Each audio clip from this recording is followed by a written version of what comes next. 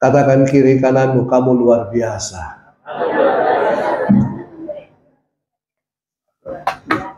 Kenapa luar biasa? Karena biasa di luar. Untuk apa kita di luar? Untuk memberitakan nama Yesus. Amin. Haleluya. Oke. Ya, iman itu mengandung antusias. Iman. Nah, hari ini kita akan berbicara tentang komitmen beriman dan beribadah. Komitmen beriman dan beribadah. Tadi kita sudah nyanyi, kami dan seisi rumah kami hanya mau menyembah Tuhan. Dari mana ayat kata-kata ini? Dari Yosua 24 ayat 14 sampai yang ke-15. Komitmen beriman dan beribadah. Yosua 24 ayat 14 sampai yang ke-15. Kita baca sama-sama. Oleh sebab itu, takutlah akan Tuhan dan beribadalah kepadanya dengan tulus, ikhlas, dan setia. Jauhkanlah Allah yang kepadanya nenek moyangmu telah beribadah di seberang sungai Efrat dan di Mesir, dan beribadahlah kepada Tuhan. Tetapi jika kamu anggap tidak baik untuk beribadah kepada Tuhan, pilihlah pada hari ini kepada siapa kamu akan beribadah. Allah yang kepadanya nenek moyangmu beribadah di seberang sungai Efrat, atau Allah orang Amori yang negerinya kamu diami ini. Tetapi aku dan seisi rumahku, kami akan beribadah kepada... Kita ulangi lagi kalimat ini dengan suara yang keras. 1, 2, 3. Tetapi aku dan seisi rumahku, kami akan beribadah kepada Tuhan. Nah, kalau kita baca perikop ini merupakan pidato Yosua terakhir. Ya. Dan di pidato ini dia berkata, pilihlah hari ini kepada siapa kamu mau beribadah. Yosua memberikan pilihan kepada orang Israel. Tapi dia katakan sebaiknya jangan beribadah kepada Allah yang ada di seberang sungai Efrat dan di Mesir, atau Allah yang orang Amori sembah. Tapi Yosua memberikan pilihan. Tadi saya tangkap penerimaan. Kata begini, tetapi jika kamu anggap tidak baik untuk beribadah kepada Tuhan, pilihlah pada hari ini. Apakah kemudian pilihan orang Israel ini membuat orang Israel tidak menjadi orang Israel? Tidak kan? Tetapi Yosua tetap menerima mereka sebagai suatu bangsa. Ini merupakan iman, percaya, ibadah pribadi kepada Tuhan. Siapa yang kita mau sembah? Pilih. Kita diberikan kebebasan untuk memilih. Tetapi setiap perbuatan kita, pilihan kita, ada konsekuensinya. Betul? Ya. Oh, oke, saya mau berbisnis dengan baik. Puji Tuhan. Saya mau berbisnis dengan bantuan Gunung Kawi. Bisa? Bisa. Saya mau berbisnis dengan bantuan jampi-jampi, opo-opo. Boleh? Boleh. Tapi saya mau berbisnis dengan cara Tuhan. Bisa nggak? Bisa. Betul? Orang Kristen diberikan pilihan loh. Orang Israel diberikan pilihan kepada siapa kita beribadah. Setiap pilihan itu mengandung konsekuensi. Karena firman Tuhan katakan kita tidak bisa mengabdi kepada dua tuan. Kita harus memilih.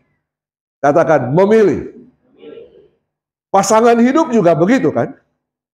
Kita harus memilih kan? dari antara yang ada, ya, dan juga yang tiada. Kita harus memilih. Nah, tapi di sini, di tengah-tengah pilihan yang Yosua sampaikan, dia menyatakan imannya.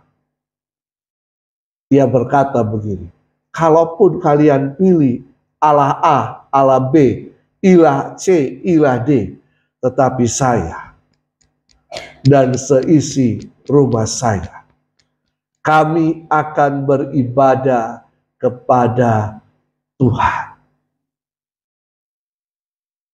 Nah, Yosua, slide berikutnya, menyatakan imannya kepada Tuhan. Di hadapan orang banyak, dia berkata, aku pilih Tuhan. Aku dan keluargaku memilih Tuhan yang kami sembah. Tuhan, Elohim. Ada berkata Yahweh. Padahal Yahweh ini susah kalau disebut. YHWH. Ya, susah.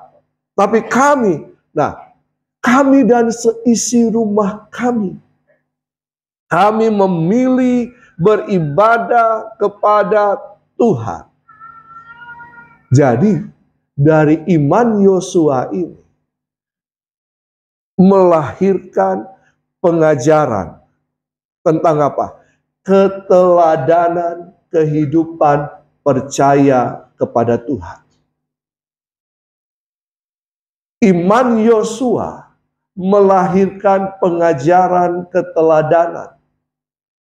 Iman seorang pria akan membuat orang yang ada di bawahnya, di sekitarnya, akan menerima keteladanan. Iman seorang kepala keluarga akan membuat istri dan anak-anaknya serta cucu-cucunya semuanya menerima keteladanan. Amin. Seorang pria, seorang ayah itu sumber. Jadi baru-baru saya menguji tesis. Ya. Saya menguji satu, ada teman-teman yang lain, ada 3 kami menguji untuk S2. Kebetulan yang diuji ini mahasiswi ini bimbingan saya. Dia punya judul tentang peran ayah dalam mendidik. Untuk apa? Moral dan apa? Seperti itu. Dan dia survei di suatu gereja, dia teliti di suatu gereja. Gereja itu dipimpin oleh dosennya yang mengajarkan tentang kehidupan berjemaat. Ya. Nah, tetapi ketika dia survei tentang ayah, peran ayah, kurang lebih 80%, 82% peran ayah tidak berfungsi dalam keluarga. Ayah hadir, tetapi dia cuma hadir ketika dia hadir, anak-anaknya bermain, dia asik nonton TV. Dia asik lihat HP. Anaknya dibiarkan bermain di sekitarnya. Dia hadir, tetapi dia tidak memberikan keteladanan. Dia tidak berperan dengan sebagai cara seorang ayah berfungsi sebagai ayah, sebagai seorang pria. Bayangkan, kalau seorang ayah tidak memberikan keteladanan, seorang bapak tidak memberikan keteladanan, anak akan jadi liar. Keluarga akan banyak masalah. Betul? Apa betul? Betul kan? Nanti kapan-kapan saya akan bahas tentang Kejadian pasal 3. Di situ dikatakan, maka Hawa akan birahi kepada Adam, suaminya. Apa kata birahi? Menguasai. Nah, padahal firman Tuhan katakan, hai suami, kasihilah istrimu. Hai istri, tunduklah kepada suami. Nah, itu nanti itu. Jadi iman Yosua akan menumbuhkan komitmen penuh kepada Tuhan bagi keluarganya. Pernyataan iman Yosua di hadapan orang banyak itu menumbuhkan komitmen kepada keluarganya. Dia menyatakan komitmennya kepada Allah, keluarganya akan mengikutinya. Keteladanan akan melahirkan komitmen. Betul kan? Lalu yang ketiga, iman Yosua menghasilkan pengaruh, dampak yang baik bagi keluarganya. Oke. Iman. Apa itu iman? Iman itu unseen things. Hal yang tidak terlihat. Paulus mengatakan iman itu adalah harta bejana yang ada di dalamnya. Iman, unseen things. 2 Korintus 4 ayat 13. Namun karena kami memiliki roh iman yang sama, seperti ada tertulis, aku percaya, sebab itu aku berkata-kata. Maka kami juga percaya, dan sebab itu kami juga berkata-kata. Jadi iman ini adalah hal yang tak terlihat. Iman adalah dasar dari segala yang kita harapkan, dan bukti dari segala sesuatu yang belum kita terima. Iman tak terlihat. Bisakah Bapak Ibu menunjukkan iman Bapak Ibu? Saudara, bisa nggak? Iman saya inilah. Iman saya ini. Bukan kan? Iman itu ada di mana? Di dalam. Kita tidak bisa melihatnya. Roh iman, spirit of faith, spirit, pneuma pistis. Apa itu? Pneuma ini seringkali dikaitkan dengan Roh Kudus, spirit, semangat, dan sebagainya. Nah, dalam 2 Korintus 4 ayat 18, sebab kami tidak memperhatikan yang kelihatan, melainkan yang tak kelihatan. Karena yang kelihatan adalah sementara, sedangkan yang tak kelihatan adalah kekal. Unseen things. Yosua menyatakan imannya lewat apa? Perkataan. Tetapi aku dan seluruh keluargaku, seisi rumahku, kami hanya mau menyembah kepada Allah. Aku percaya, kata Korintus, 2 Korintus 4 ayat 13, aku percaya, sebab itu aku berkata-kata. Iman bisa dinyatakan lewat perkataan. Kepercayaan kita kepada Tuhan itu bisa dinyatakan lewat perkataan. Unseen things bisa terlihat menjadi seen things, bukan sinting, bukan ya, seen things ya, itu lewat perkataan.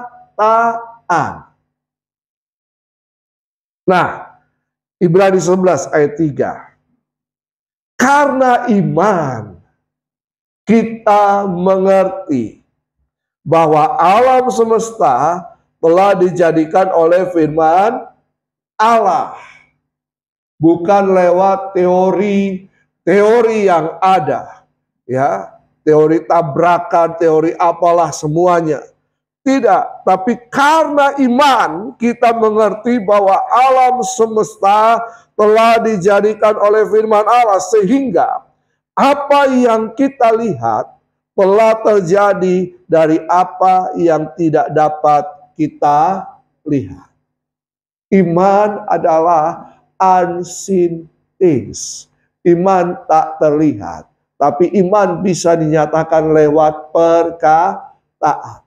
Jadi kalau melihat seseorang yang mempunyai iman, dengarkanlah kata-katanya. Perhatikanlah kata-katanya.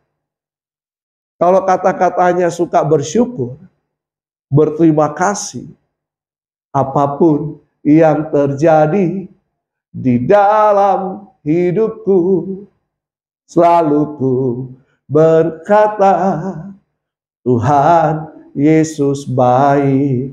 Ini punya iman. Tapi kalau dia katakan begini, apapun yang terjadi di dalam hidupku, tenatong kabajika, Tuhan Yesus. Itu dia tidak punya iman. Ya, memang tong tera kabajika. Haleluya. Nah, dari perkataan kita bisa melihat.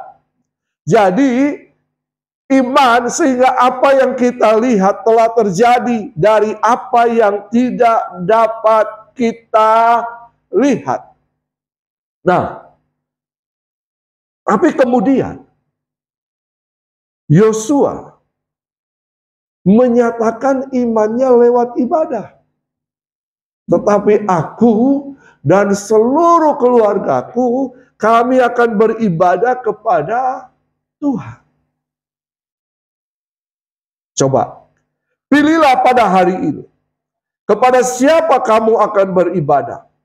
Allah yang kepadanya nenek moyangmu beribadah di seberang sungai Efrat, atau Allah orang Amori yang negerinya kamu diami ini. Tetapi aku dan seisi rumahku, kami akan beribadah kepada Tuhan. Yosua menyatakan imannya bukan hanya sekedar perkataan. Yosua menyatakan imannya lewat perbuatan. Apa itu? Ibadah. Nah, ini yang harus kita luruskan bersama-sama. Apakah ibadah itu hanya pertemuan setiap minggu saja selama 2 jam? Apakah hal seperti ini, inilah ibadah itu?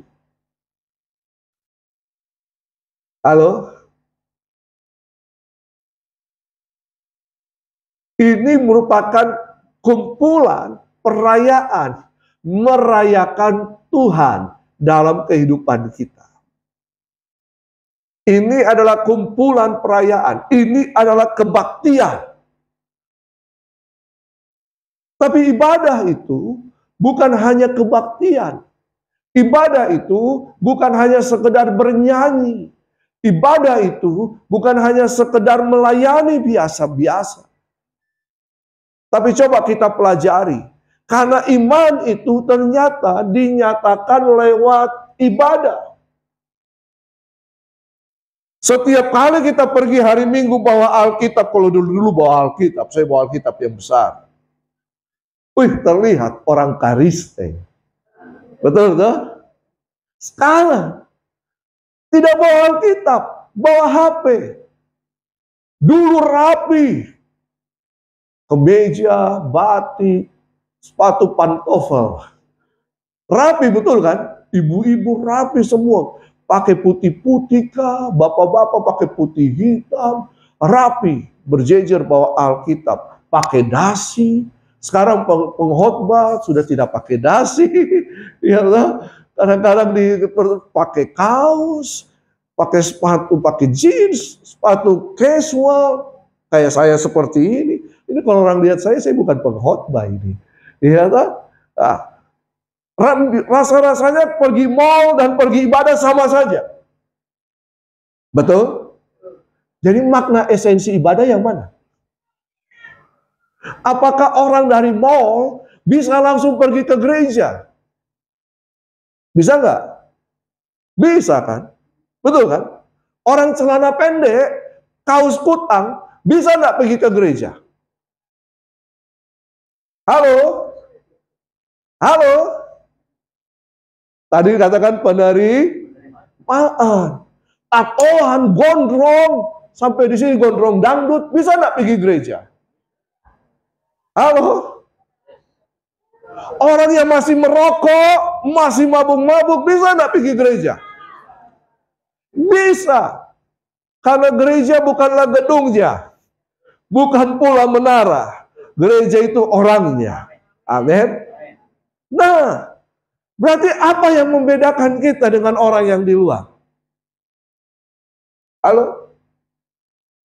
Ini dia. Ibadah. Mengapa harus melalui ibadah? Iman itu dinyatakan. Nah, perhatikan baik-baik. Anda angkat tangan di sini, Anda tepuk tangan di sini, itu perayaan sukacita syukur kita. Amin. 1 Timotius 4 ayat 7 sampai 8. Tetapi jauhilah tahyul dan dongeng nenek-nenek tua. Latihlah dirimu beribadah.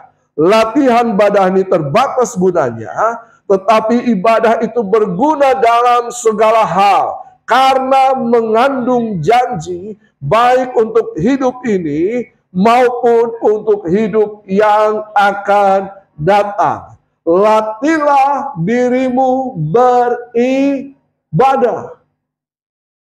Berarti kayak olahraga. Betul kan? Latihlah dirimu beribadah. Nah, apa itu ibadah? Ini dia. Ibadah di sini dalam Timotius ini, 1 Timotius 4 ayat 7 sampai 8, ibadah itu memakai kata Yunani, slide berikutnya, eusebia. Katakan eusebia. Anda lulus bahasa Yunani 1. Eusebia. Eusebia. Apa itu eusebia? Kalau kita baca dalam terjemahan bahasa Inggris, itu eusebia itu atau ibadah itu diterjemahkan menjadi kata guidelines. Dalam kamus bahasa Indonesia, kata guidelines ini itu berbicara tentang kesalehan. Saleh. Siapa yang Alkitab katakan hidupnya saleh? Ayub. Betul kan? Ayub itu jujur, takut Tuhan, saleh. Bukan pisang saleh atau saleh yang ada di mall. Hidup saleh. Tapi ternyata bukan sekedar hidup saleh. Eusebia ini atau ibadah itu berbicara tentang keserupaan. Keserupaan dengan siapa? Tujuan Tuhan menciptakan manusia dalam Kejadian 1 ayat 26. Berfirmanlah Allah, baiklah kita menjadikan manusia menurut gambar dan rupa kita.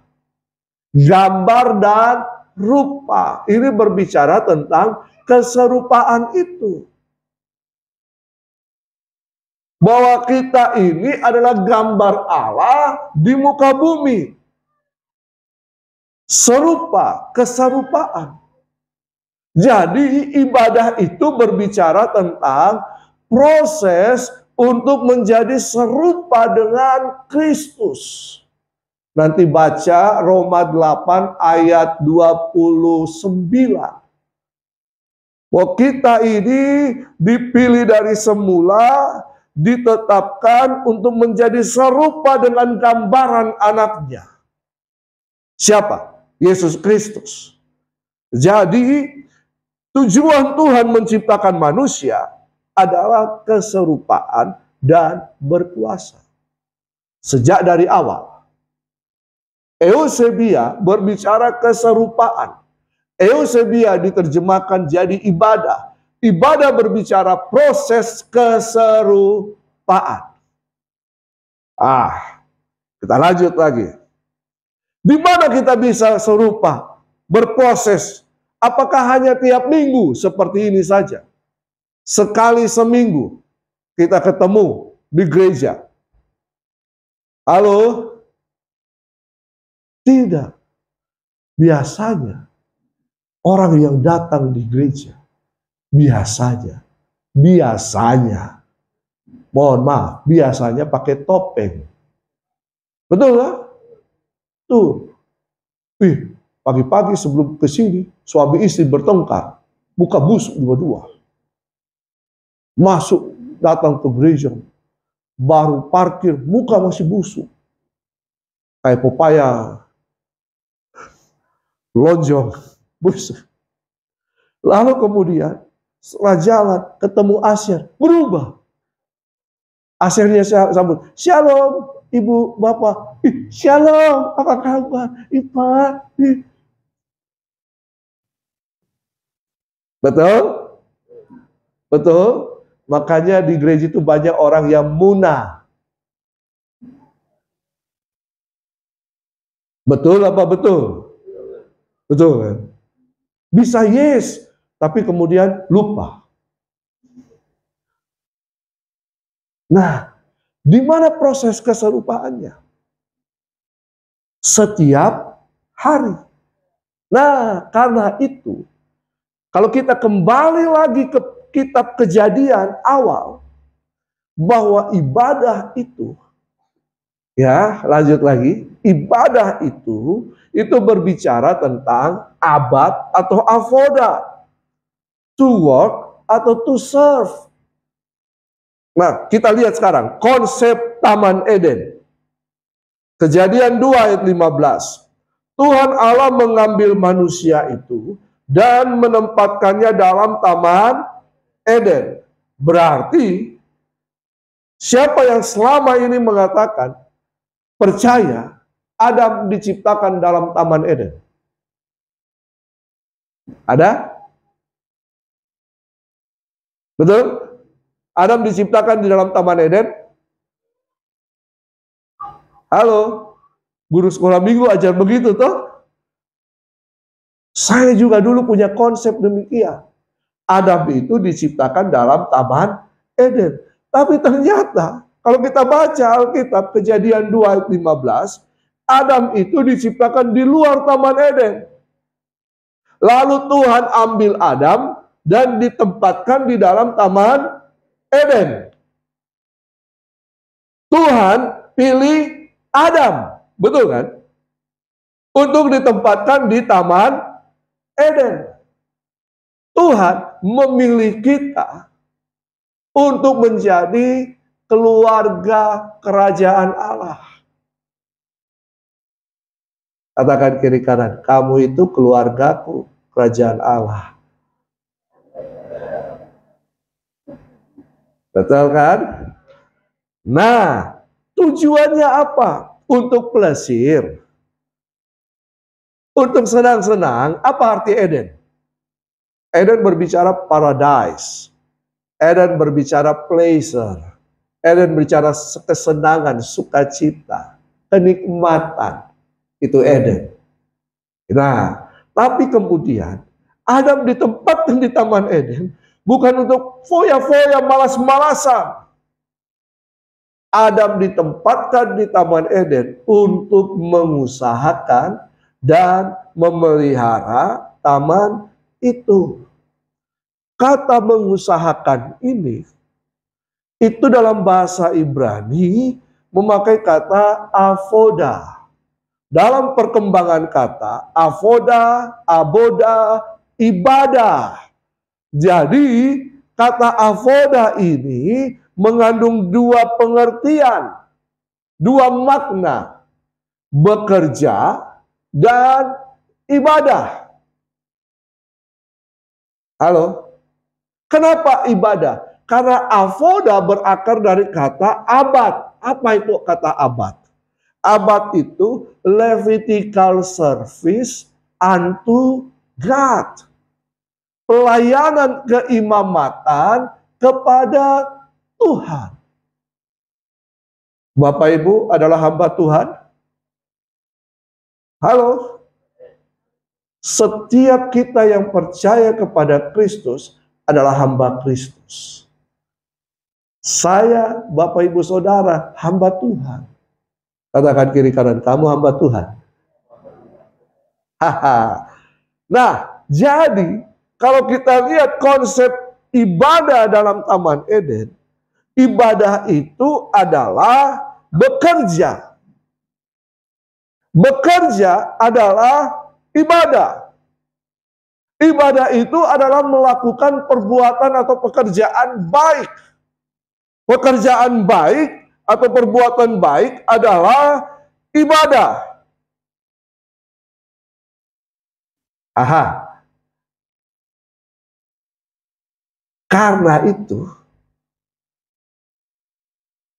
iman yang tak terlihat ini, unseen things ini, itu harus dinyatakan. Tadi saya sudah bilang bisa dinyatakan lewat perkataan. Tetapi Yosua juga menyatakannya lewat ibadah. Iman dinyatakan lewat ibadah. Yakobus 2 ayat 17. Kita lihat sama-sama. Demikian juga halnya dengan iman. Jika iman itu tidak disertai perbuatan, maka iman itu pada hakikatnya adalah mati. Bapak Ibu punya iman? Loh kok diam? Bapak Ibu punya iman? Bagaimana menyatakan imanmu?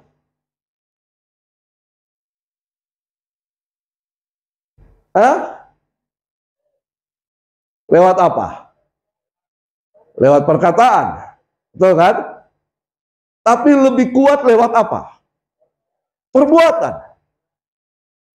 Makanya Yakobus mengatakan, iman dan perbuatan itu harus selalu bekerja sama. Kenapa kita melakukan? Karena kita punya iman. Bagaimana menyatakan iman? Lewat perbuatan.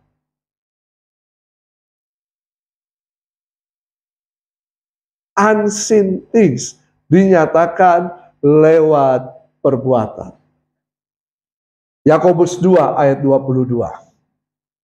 Kamu lihat bahwa iman bekerja sama dengan perbuatan. Dan oleh perbuatan-perbuatan itu, iman menjadi sempurna.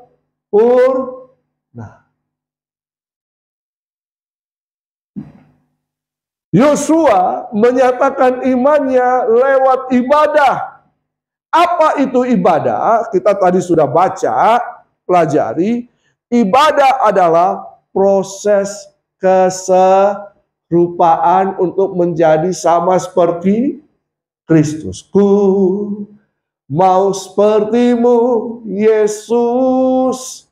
Apakah proses itu hanya sebatas lewat nyanyian? Betul atau betul? Salah. Tidak hanya sekedar nyanyian. Karena biasa, lain di bibir, lain di hati. Iman itu harus diproses. Keserupaan itu harus diproses. Ada yang namanya pruning dalam kehidupan rohani. Di-cut, dipotong hal-hal yang tidak baik. Makanya Amsal mengatakan, besi menajamkan besi, manusia menajamkan sesama. Tapi kalau di ibadah, di kebaktian seperti ini, rasa-rasanya semua kayak malaikat. Tersentuh sedikit, oh tidak apa-apa, oh puji Tuhan. Tapi hati membara, tunggu kau, kalau kau di luar. Semua terlihat alim, saleh. Tapi coba tiap hari. Di mana itu? Lewat pekerjaan. Itu terlihat jelas aslimu. Lewat apa lagi? Di keluargamu. Terlihat jelas. Tidak ada topeng. Oh, diam semua. Di situ proses keserupaan. saling membentuk, bergesek. Betul? Digesek di situ. Makanya Paulus mengatakan kepada Timotius, latihlah dirimu beribadah. Di mana latihannya? Dalam kehidupan nyata. Di mana itu? Dalam keluarga. Dalam apa lagi? Dalam pekerjaan. Dalam pergaulan. Di mana saja. Latihlah dirimu beribadah. Disitulah kita menyatakan iman. Apakah kita beriman kepada Yesus atau kita tidak beriman kepada Yesus? Wahyu berkata, hendak kamu itu panas satu kali atau dingin, jangan suam-suam.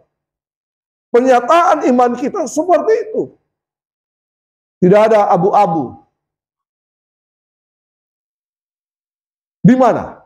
Dalam kehidupan sehari-hari. Di situ kita diproses. Tapi juga dalam pelayanan kita bisa diproses. Bisa. Betul? Selama kita masih daging, kita banyak diproses. Saya banyak mengalami proses. Saya diproses dengan teman-teman sepelayanan juga. Oh, saya pernah disidang beberapa kali. Yang sidang saya itu anak-anak rohani di bawah saya. Diajak saya, Kohense bisa tolong datang kita rapat. Ya toh? Lalu kemudian ada beberapa orang di situ. Cerita. Lalu kemudian saya ditanya, Kohense, sebenarnya panggilannya Kohense itu apa? Saya diproses. Tidak, Kohense sebenarnya tidak bagus untuk WL. Kohense khotbah saja. Oh haleluya. Saya bilang, saya bertumbuh dari pelayanan praise and worship. Dari 1-2 jemaat saya melayani. Sampai puluhan ribu saya pernah melayani. Apakah saya tidak bagus di situ? Yang proses saya, yang masih junior-junior. Saya pernah juga disidang di banyak orang. Yang sidang teman kamu itu begini. Di hadapan banyak orang. Ku menangis. Saya cuma bisa bilang, kalau saya salah, maafkan saya. Saya pernah disidang di hadapan staf full time semua. Para tim profetik. Saya disidang di situ. Banyak kali. Banyak kali tidak dianggap. Tidak. Tapi itulah proses pembentukan. Pergesekan. Istri saya yang paling banyak gesek saya. Oh haleluya. Terkadang ingin ku mengungkapkannya. Tapi mulut tak bisa bicara. Aku hanya memendamnya. Demi kebahagiaan dia.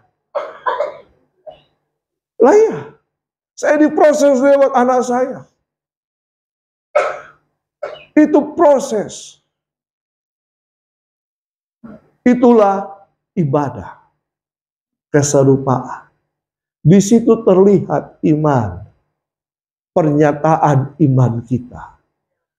Yosua pun banyak mengalami proses. Keluarganya melihat dia juga kan. Dia bisa memberikan keteladanan kepada istri dan anak-anaknya. Bahkan orang satu rumah. Bahkan seluruh bangsa Israel.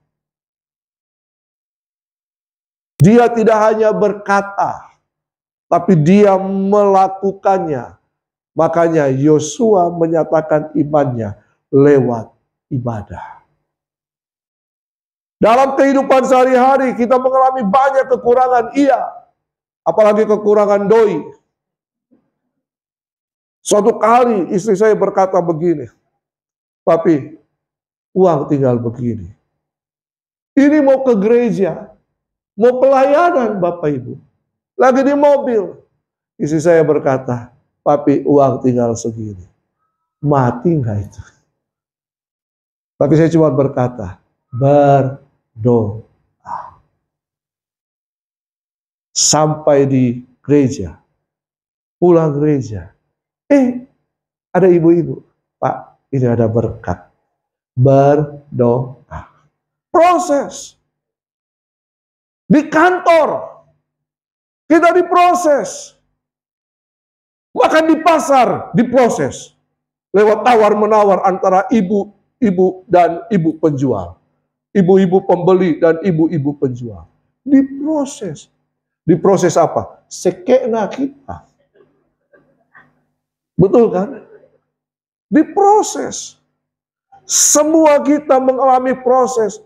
Kalau begini asik, santai, kita angkat tangan, puji Tuhan. Tapi di marketplace, di mana kita berada setiap hari, itulah ibadah kita. Makanya konsep Taman Eden, Avoda Abad itu, kerja adalah ibadah. Ibadah adalah bekerja. Justru di situ kita harus mengeluarkan pekerjaan-pekerjaan baik. Kita harus mengeluarkan perbuatan-perbuatan baik kita. Nah, kenapa? Karena memang tujuan keselamatan itu adalah mengerjakan pekerjaan-pekerjaan baik. Kalau kita lihat perbuatan-perbuatan dalam Yakobus, iman bekerja sama dengan perbuatan itu atau pekerjaan baik itu dalam bahasa Yunani memakai kata ergon. Kata yang sama itu juga ditulis Paulus dalam surat Efesus. Coba kita lihat Efesus 2 ayat 8 sampai 10. Kata yang sama berkenaan dengan keselamatan. Sebab karena kasih karunia kamu diselamatkan oleh iman. Bukan hasil usahamu, tetapi pemberian Allah. Itu bukan hasil pekerjaanmu. Jangan ada orang yang memegahkan diri. Jadi keselamatan itu bukan karena perbuatan baik saya. Saya terima keselamatan. Saya tidak diselamatkan karena saya berbuat baik. Jadi bukan ditimbang antara dosa dan perbuatan saya. Mana yang berat? Tidak. Tapi dalam kekristenan kita percaya keselamatan itu adalah anugerah Tuhan kepada kita karena kita punya iman kepada Yesus. Setuju? Karena kita sudah diselamatkan, makanya kita harus melakukan perbuatan baik. Nah, tujuan keselamatan bukan masuk surga saja. Cepat-cepat tutup mata di bumi, buka mata di surga. Tapi ketika ditanya siapa yang mau mati, tidak ada yang mengangkat tangan. Bukan itu. Coba kita baca selanjutnya. Karena kita ini buatan Allah. Bapak Ibu diciptakan oleh Allah. Amin. Karena dosa kita jatuh, betul kan? Jadi budak iblis. Sehingga timbul kalimat ini. Diciptakan dalam Kristus Yesus. Menjadi ciptaan baru. Apakah kemudian timbul pertanyaan? Keselamatan itu adalah tujuan atau awal? Awal. Makanya Paulus mengatakan, kerjakanlah keselamatanmu dengan takut dan gentar. Bagaimana kita mengerjakan keselamatan itu? Lewat ibadah. Oh iya, coba kita baca sama-sama lagi. Diciptakan dalam Kristus Yesus, tujuannya apa? Bapak Ibu menjadi ciptaan baru dalam Kristus Yesus, tujuannya apa? Tujuannya apa? Melakukan pekerjaan baik. Pekerjaan baik di sini sama dengan perbuatan di Yakobus, memakai kata ergon. Yang dipersiapkan Allah sebelumnya. Kapan itu? ketika kita diciptakan. Manusia diciptakan supaya kita hidup di dalamnya. Dalam apa? Dalam apa? Dalam pekerjaan-pekerjaan baik. Iya toh?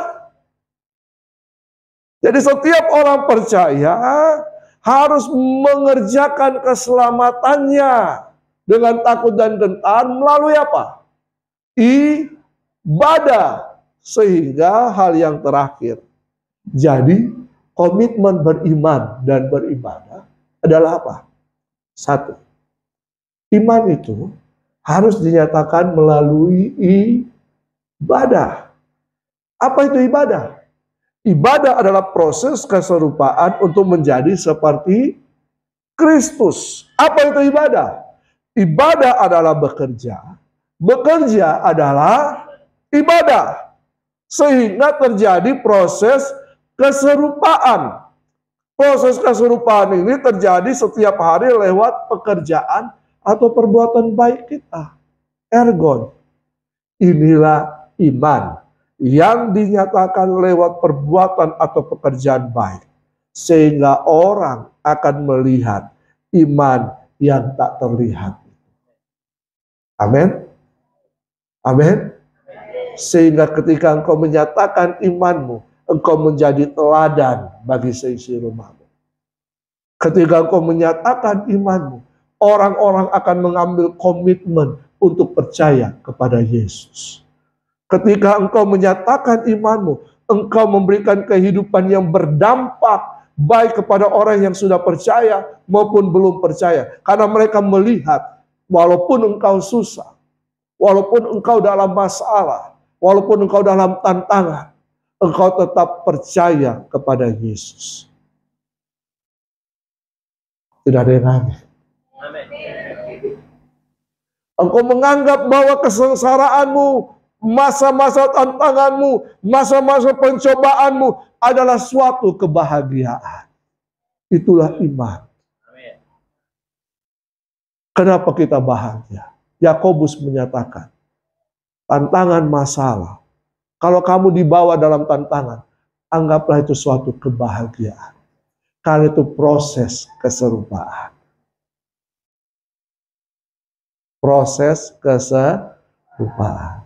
Ibadah adalah proses keserupaan pada Yesus. Amin.